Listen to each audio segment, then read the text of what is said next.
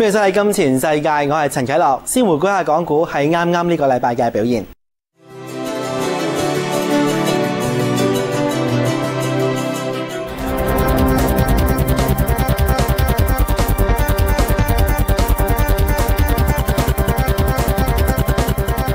希臘債務問題有惡化跡象，債權人同希臘政府未能達成共識，希臘都唔能夠如期還款，拖累全球股市表現。即使中央政府連番推措施挽救市場嘅信心，仍然無阻上證指數跌破4000點關口，連帶港股都受到拖累。恒指星期五收市報26,064點，全個禮拜4日市跌咗599點，跌幅超過2%。7月份呢，好老實講，我自己覺得咧就情況未必會太差，但喺技術上嚟講，如果恒生指數喺月初或者月中之前有機會略為見一見低位咧，其實唔係一件壞事嘅，因為先低嘅字必然有機會後高噶啦。同埋咧，所有不明嘅因素咧，可能去到7月中咧已經係慢慢淡化咗噶啦。澳門嘅博彩業嚟講，主要嘅收益亦嚟自博彩稅收噶嘛，其他都仲有酒店啊、餐飲啊、零售啊、休閒啊、消費等等啊，都會好強嘅現金流。但係真正比較關注嘅咧，都係澳門嘅博彩稅收。我就對呢方面嘅睇法咧，就比較中性少少。油價都係商品，但係同以往幾年前比咧，我相信咧好難再出現一個咁嘅盛世㗎啦。幾隻石油股份咧，其實咧持續都仲係反覆不前嘅。到個市硬朗啊、明朗嘅時間咧，石油嘅板塊啦，起碼咧3隻中石油啊、中海洋石油，甚至乎下游業務為主嘅中石化咧，都持續會跑輸大市嘅。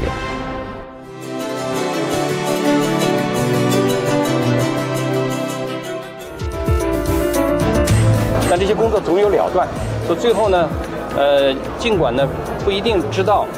这个方案一定会得到批准 ，SFC 快刀斩乱麻，讨论也够了，不要再打太极拳了，太极拳的时代过去了。最后呢，做出决策，把自己的立场非常清晰地告诉了上市委员会，告訴了市場。希望係即係穩定於即係每年10% 到咯，以內嘅升幅，我覺得係健康合理嘅。咁啊，我覺得香港政府又希望可以達到即係樓價可以健康發展啦，就唔好話大上大落咯。所以佢積極即係將呢個賣地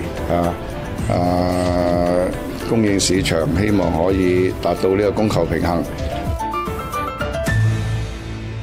本港係國際金融中心、中西文化匯聚嘅地方，好少人會諗到植根喺本港嘅餅食店鋪一向深受市民同埋遊客嘅歡迎，更加可以作為手信，成為代表本港嘅本土食品。但係近嚟旅遊業顯著轉差，高檔次消費品錄得跌幅，究竟本港嘅手信市場又有冇受到影響呢？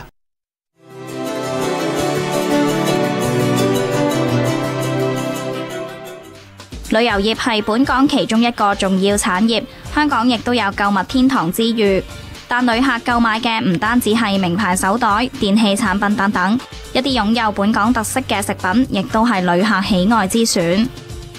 咁我哋所以就揾一間幾大下嘅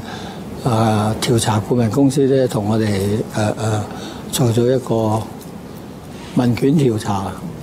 即係當中佢係問咗500幾人啊，好，咁就即係知道佢哋嘅購買嘅路向啊，係買咩嘢多啊，幫襯邊個認識邊個啊。調查發現有超過60%訪港旅客認為老婆餅係最能夠代表本港手信嘅烘焙食品，蛋卷緊隨其後，曲奇餅亦都排第3。調查亦都顯示，訪港旅客在港平均購物預算大約為港幣12000蚊，當中願意預留預算嘅大約5%，即係大約600幾蚊購買烘焙手信。香港冇乜嘢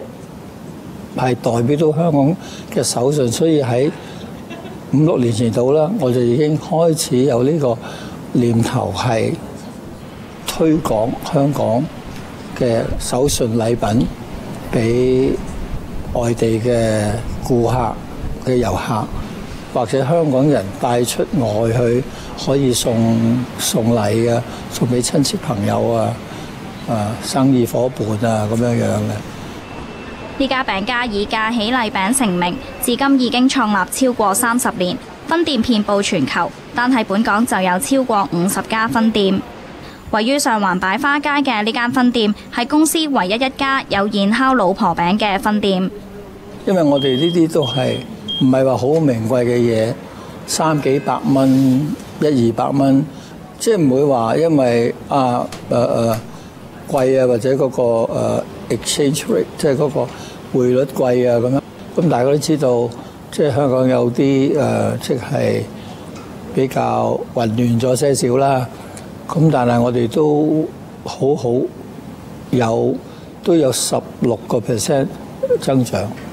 即使本港旅遊業有放緩趨勢，但餅家下個月將會喺本港國際機場設立旗艦店，吸引更多過境嘅旅客，將公司品牌打造成代表香港喺東南亞嘅食用品牌。新方向都係一路發展，希望我哋係代表到香港嘅禮品、手信，同埋喺東南亞一個，即係呢個或者係我自己一個宏願啦，即係東南亞嘅一個食品嘅名牌。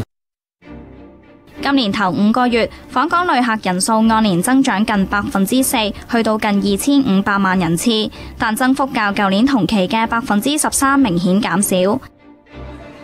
呢家主要喺本港生產自家品牌餅食店，亦都未有受旅遊業放緩影響。暫時對我哋嚟講咧，影響都唔係好大。即係我哋依家呢個價錢咧，屬於中檔咧，都唔係屬於好高。一般嘅人買30蚊啊、40蚊嘅嘢呢，都唔覺得好肉赤。公司位於大角咀嘅工場，每日由人手製作唔同烘焙嘅食品。公司以雞仔餅聞名，平均每次製作500磅，每一盤大約為4磅。產品食用期一般係1個禮拜左右。我哋依家未見到話有啲生意下跌，特別是我哋喺工展會啊嗰啲大型嘅活動呢，嗰都係屬於好多外地嘅遊客嚟㗎。但係我見到我哋嘅雞仔餅嘅增長都有喺度。好似舊年回嚟，我哋都每一日都去到1000磅雞仔餅，咁個增幅都應該要差唔多要10%。由於租金、工資、原材料等等嘅成本日漸上升，公司產品嘅零售價亦都隨之上調20%，但對盈利嘅增幅幫助有限。舊年我哋嘅價格呢係50蚊磅啊，今年就60蚊磅。你雖然加價咧加咗20%，但係其他嗰啲租金啊、人工啊、運輸啊，嗰都要為上升埋噶嘛。你扣除嗰度開支，剩翻係10%度嘅啫嘛。公司而家所在嘅零售分店多位於屋邨商場，為咗增加曝光率，公司每年都會參與大型食物展覽。但而家租金過於昂貴，負責人坦言未有計劃喺傳統旺區增設零售點。暫時呢都係保持現有嘅運作。依家呢都有每一日都有10至12檔開緊，即係依家未諗住去增加，保持現狀咯。自舊年10月起，本港接連發生佔領中環、反水貨客等等嘅行動，個別月份訪港內地客更加錄得自03年沙士之後第一次倒退。唔同類別嘅零售企業自舊年10月起嘅半年業績順利全部錄得倒退。嗱，我諗最主要即係內地而家即係反貪啊，咁大家都知道啦嚇。咁另外嘅因素咧就係其實即係過往我諗內地而家嗰個經濟增長咧都冇話過往嗰幾年咧增長咁神速啦。咁另外亦都因為嗰個我諗幣值嘅問題啦。咁其實而家好多以前嚟香港旅遊過嘅旅客咧，都已經而家去咗即係其他亞洲國家或者歐洲國家去消費啦。咁從而就影響到佢嘅消費模式。根據政府統計處公佈，5月嘅零售業總銷貨價值嘅臨時估計為390億，較舊年同月輕微下跌0.1%。4月嘅零售業總銷貨價值嘅修訂估計較舊年同月下跌2.1%，同舊年同期比較，今年頭5個月合計嘅零售業總銷貨價值下跌1.8%，其中5月嘅珠寶首飾、鐘錶同埋名貴禮物嘅銷貨價值按年下跌14.9%。個消費模式改變啊，最主要即係大家都知道，即係以前就即係大部分嘅旅客嚟香港就即係最受惠嘅鐘錶珠寶啊，或者係一啲化妝品嘅行業啦。但我哋一見到咧，就因為好多種因素，我哋見到好多即係呢一類客咧，就香港比較減少咗，而反而落嚟而家嗰批客咧，佢消費模式就偏向一啲比較即係日常消費嘅行業係有所幫助嘅。香港素來有購物天堂嘅美譽，加上本港鄰近內地，對於內地旅客而言，本港仍然係最方便購物嘅地方。今年呢，我相信會起翻，會增長翻，會一路會慢慢增長翻，因為始終喺香港，尤其是對於大陸嘅內地嘅客人呢，都係一個購物嘅天堂嚟嘅。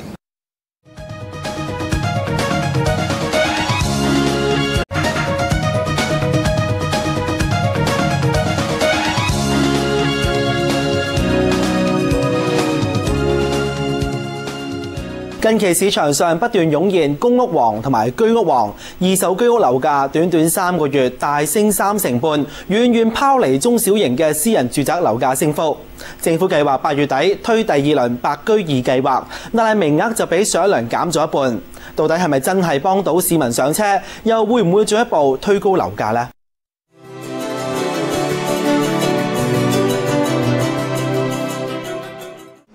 房委會喺前年首次推出俗稱白居二嘅白表免補地價購買二手居屋計劃，等一批合資格嘅市民以白表資格選購二手居屋。喺未有白居二之前呢，未補地價嘅居屋呢，只可以呢就向綠表嘅人士呢係出售。嗱，咁所以呢就好明顯嚟講呢，純粹作為一個定價，又或者咧出售嘅價格嚟講呢，亦都有理由相信呢啲未補地價嘅居屋咧，佢個價格咧係會處於未補地價嗰個水平，但喺今天嚟講咧，就會有咗或者多咗一啲咧係白居二嘅買家咧，係願意咧係稍為高於7折咧，係購買呢啲咧未補地價嘅居屋單位。為咗協助港人置業，政府喺2013年分2批推出合共5000個名額嘅白居二計劃。房協同埋房委會向當中4000宗申請批出購買資格同意書，不過最後只有2411個家庭成功買到二手居屋。我哋喺開始推出嘅時候呢，從頭到尾呢都係冇講過或者冇一個期望呢100%嘅成功申請者呢，佢最終喺個市場上邊呢可以咧買到咧二手嘅居屋。當時嚟講呢，我哋係為咗一啲咧可能有迫切需要嘅家庭提供多一個選擇。咁呢個選擇呢，究竟最終會唔會係導致到喺個市場上邊有二手居屋嘅成交呢？咁其實咧有好多嘅因素。房委會資助房屋小組上個月開會通過推出第2輪嘅白居二，名額由5000個減至2500個。但申請資格就大幅放寬，單身人士入息上限增至24000蚊，2人或者以上嘅家庭月入由4萬蚊提升至48000蚊，資產上限亦都分別增至80萬同埋160萬。實際上嘅市場上邊咧，有好多個家庭咧，又或者咧係單身人士咧，其實都需要一個咧係額外嘅選擇。咁呢個選擇最終會唔會係購買？呢個唔緊要嘅，最主要咧能夠咧係幫得到一啲咧有需要嘅家庭，佢哋真係可以咧多一個選擇咁解嘅啫。我哋今次嚟講個名額咧，只係做一次嘅2500個名額啦，就唔會咧係做翻咧2期咧係總共5000個。咁呢個即係當然擔心啦，名額如果真係過多嘅話咧，咁亦都可能咧會進一步咁影響咗樓價啦。首批白居二嘅購買力湧入市場，令到居屋第2市場嘅樓價急升。未補地價嘅居屋樓價急升3成半，升幅較同期嘅私樓市場中小型單位嘅2成2高。個別嘅單位尺價出現市價同埋私樓睇齊，甚至貴過私樓嘅情況。如果佢唔係話有白居二呢個咁嘅選擇，如果佢唔係話咧可以咧唔需要補地價嘅情況底下咧，係購買二手居屋咧，喺咁嘅情況底下咧，佢一係咧就喺個市場上邊咧係租樓啦。咁租樓嘅話咧，佢其實咧對於整體成個嘅樓價嘅市場咧，同樣地咧有一個推動嘅作用。又或者咧，如果佢真係迫切需要置業嘅話咧，咁可能最終咧佢都需要咧喺私人住宅市場上邊咧係需要咧係購買咧單位或者物色一啲單位啊。咁所以整體上面嚟講咧，我哋係覺得咧，其實咧佢對整體成個市場嘅樓價咧，基本上咧係冇一個咧好正面嘅一個推動作用嘅。居屋整體配套設施同埋居住環境同私人住宅有一定嘅距離，即使出現異區同價，有測量師都相信唔會直接影響到私人市場嘅價格。你而家睇緊白居二嗰個咧，即係白表或者綠表申請咧，其實可以去到接近咧最高95%嘅按揭嘅。咁我相信私人市場咧，縱然你可以做較高嘅按揭，但係你都可能要俾呢個即係保險金咯。咁所以我相信其實縱然嗰個價格上面有重疊，但係因為嗰個貸款嗰個形式同埋個百分比唔同咧，相信即係直接影響私人市場嗰個情況就比較輕微嘅。但係睇返二手居屋嘅尺價仍然不斷創新高，以天水圍天麗苑高層嘅一個單位，實用面積200幾平方尺，原業主喺2年幾前以110萬購入，上個月就以222萬年地價易手，尺價過萬蚊，唔夠3年就升值1倍。有部分業主個心態強啲嘅，個議價空間又會細啲。咁如果你話係嗰個業主個心態，咦，其實我都係想換樓啫。咁佢明白到現時嗰個價錢係比較偏高咧，咁佢哋嗰個議價空間都比較大少少啊。或者有啲係佢已經心儀咗我另外一啲嘅二手物業啊，或者啲新嘅物業咧，咁佢哋嘅議價空間可能會再大少少。一出咗消息之後，睇翻呢一個月內咧，嗰個居屋個成交量就冇想像中咁大嚇。咁其實可能就係話客人嗰個接受個價錢嗰個心理上咧，就可能係嗰個追唔到現時嗰啲業主嗰個叫價。第二輪嘅白居二計劃將會喺8月底至9月初接受申請，有需要嘅會喺9月安排抽籤，認購資格同意書將有1年嘅有效期，較第一輪嘅6個月長。有物業代理相信呢一次嘅白居二計劃仍然會受到追捧。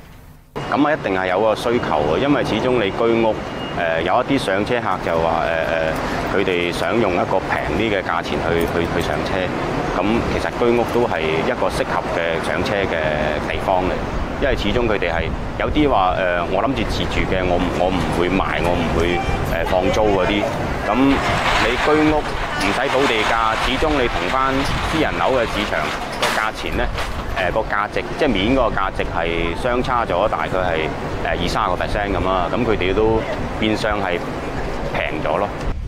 不過，發展商近年積極以貼近市價推售新盤，搶走大部分嘅市場購買力。加上二手居屋越賣越貴，日後有可能需要補地價，先至可以轉售或者出租單位，令到唔少買家卻步，從而轉投私人住宅市場。佢買一層居屋嘅話呢，其實佢哋需要補個地價，咁先至等於翻嗰個私人樓個價值。其實如果你話係啲客清晰去諗一諗，咦有機會，咦係我買咗個翻嚟呢，我計埋地價呢，可能我比嗰個私人樓個市場個價錢會再高啲啊咁樣。一手嘅市場呢，咁現時啲新盤就係話嗰個相對個叫價就同嗰啲二手係貼近啦，甚至乎有啲係比二手嘅平嘅。咁變咗有啲客呢，佢哋有要求嘅，咁樣佢又要靚又要唔使裝修嗰啲呢，有部分客係回流咗去啲新嘅，但有部分係回流咗二手啦。最新一期居屋全城爭崩頭排隊遞表，有近13萬人申請，破紀錄超額認購59倍。申請人中絕大部分屬於白表，要136個人爭奪一個單位。唔少未能夠上車嘅白表冇殼蝸牛，都將希望寄於白居二之上。但面對美國可能喺年內加息，屆時香港嘅利率將會跟隨正常化，導致市民供樓壓力增加。加息咧對所有供樓嘅人都一定有影響，即係無論你係買居屋或者係私樓啊。咁但係要考慮一樣嘢就係話，如果你嗰個按揭成數越高咧，咁變咗你嗰個供樓嘅負擔和壓力咧，一定係會比人哋供得少咧就較為大嘅。咁所以我相信，如果真係有加息咧，就對於之前有做過即係物業嗰個按揭嗰個方法嘅市民啦，又或者係買呢啲白居二啊或者居屋嘅市民咧，可能個影響性就會較大咯。喺白居二入市嘅驅動下，令到成交長期低落嘅二手居屋轉換，釋放多年嚟被低估嘅樓價，導致居屋樓價飆升，令白居二嘅政策備受非議。更加有意見指政府係好心做壞事，助長細價樓樓價攀升。我相信其實個措施個出發點係好嘅，因為即係希望市民可以盡快即係將嗰個即係公屋單位交翻出嚟啦。如果佢有能力去自己置業啦，咁再加上就係話佢去買另一個即係二手居屋嘅時候，亦都令到嗰個居屋家庭咧可能去搬去私樓或者有其他嘅選擇。咁理論上就係喺個階級嗰個上升咧係有一個幫助嘅。白居二計劃係政府復現居屋過渡期嘅臨時措施，目的係輔助部分有置業急切需要，但係又無力負擔私樓嘅市民上車。房委會話，稍後將會就計劃全面檢討，包括研究合資格申請者放棄購買單位嘅原因，決定係唔係需要再推出同類型計劃。新建嘅一啲居屋咧已經開始係銷售，而家係銷售當中。咁亦都今後咧係根據咧長策嗰個建議咧。基本上咧，我哋未來10年咧，總共咧都會推出咧9萬個嘅居屋嘅單位。我哋做埋呢一輪之後咧，到時咧我哋咧綜合咗咧係2輪嘅白居二，再睇一睇咧係對整體嚟講對於一啲家庭有冇幫助啦，又或者佢對於即係樓價，甚或咧對於我哋整體公營房屋嘅政策咧有冇一個影響咧，先至再決定咧究竟佢會唔會成為一個咧長遠嘅政策嘅。白居二計劃炒熱居屋第二市場，加上市民上車需求急切，對居屋嘅需求亦都龐大，個別嘅居屋價值或者已經脫離現實。新一輪嘅白居二將會喺下個月底推出，呢個計劃能唔能夠發揮臨時措施嘅成效？居屋又係咪真係可以居者有其屋呢？仲需要透過時間去證明。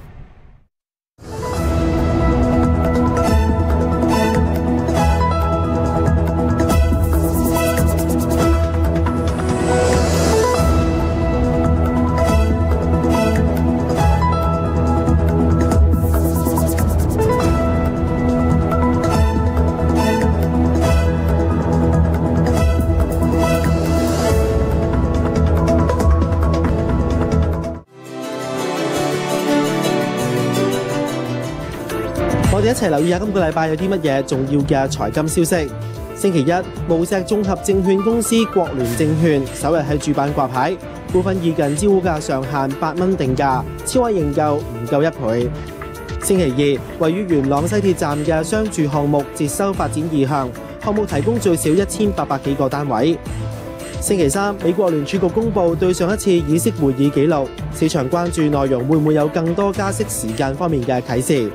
星期四，內地公布上個月嘅通脹數據，5月份通脹率1.2%。同日，英倫銀行公布議息結果。星期五，內地公布上個月新增人民幣貸款，預料會上升到超過1萬億。